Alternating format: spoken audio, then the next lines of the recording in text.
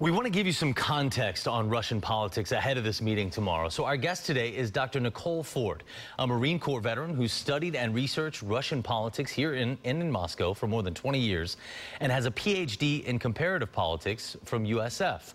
Full disclosure, she's also married to our assistant news director, but wants to stress her expertise and analysis is independent. Good morning to you, Nicole. Good morning. Thank you so much for coming in. We wanted to take advantage of your background and give the people a little bit of context of what we do here and what's going to happen in this meeting. So let's look at this from the other side of the coin. We always see things from our perspective. Let's look at it the other way. We know most politicians and the U.S. intelligence community see Russia as a threat at best, an enemy at worst.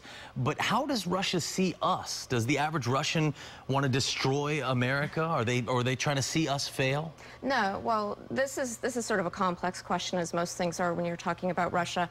It's important to understand that when you're talking about an authoritarian state, it's difficult to ascertain public opinion, okay? Because you're talking about a state that has complete control over state media. Okay, so everything that the average Russian receives, they're getting complete state propaganda. Right. Okay, so they are taking in this information, and everything they're understanding is based on that. Now, if we take that, the Levada Center is a respected international polling center inside Russia. They polled Russians January 2018, and the most recent polling data suggests that 20% of Russians feel positively about the United States, over 62% feel negatively, the rest aren't so sure.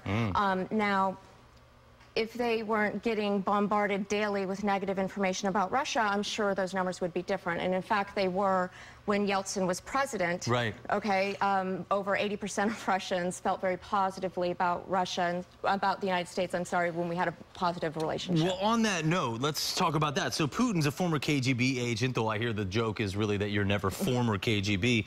How does his tone differ when he's talking about us to his own people?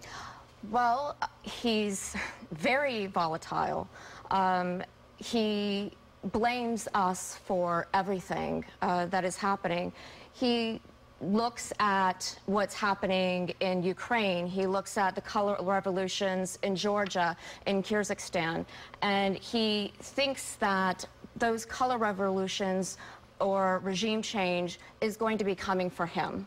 Okay, right. And he's concerned that that the United States is behind all of it. The United States is behind the fall of the USSR, which he was personally involved in when he was a KGB agent right. in Eastern Germany, and he had to literally flee for his life.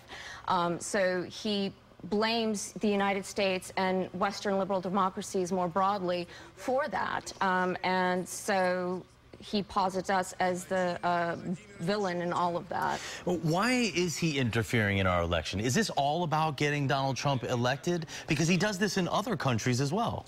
Right. So this is a multi-pronged question. So first of all, why is he doing it? Again, he's doing it because he is fearful of regime change. He's fearful that it's coming for him. Okay. So in order to sort of stave that off, he's trying to protect himself. So what he's doing is he's trying to uncover what he wants the rest of the world to see about the United States, that our democracy is not perfect, right. that we have flaws, that we have politicians that are what he believes are corrupt or imperfect, etc., that our democracy is not perfect.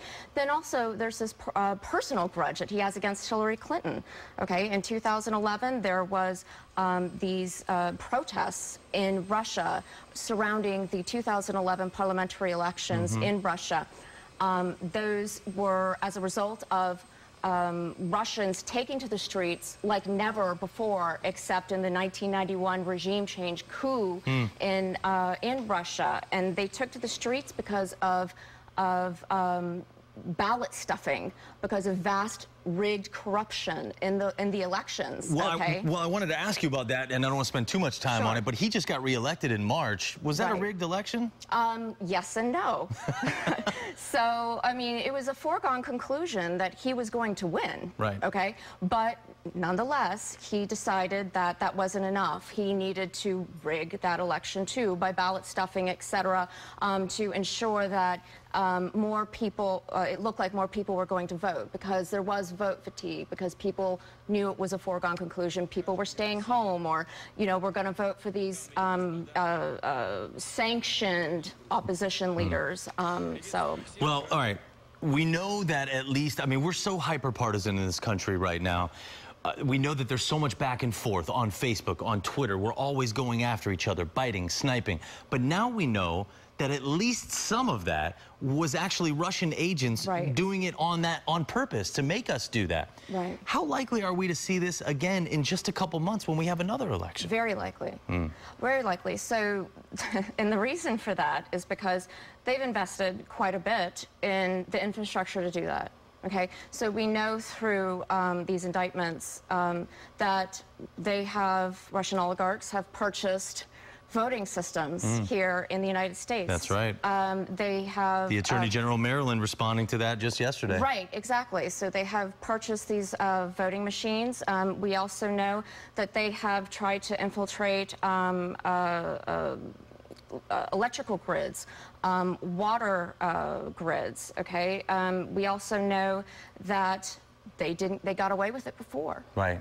Okay. And more on that. We could do this all day, and I think we're going to try to, actually, because there's so much to get to. We're going to have a Facebook Live with Dr. Nicole Ford, so join us there when the show is over. But in the meantime, we'll be right back. Thank you, Doctor. You're welcome.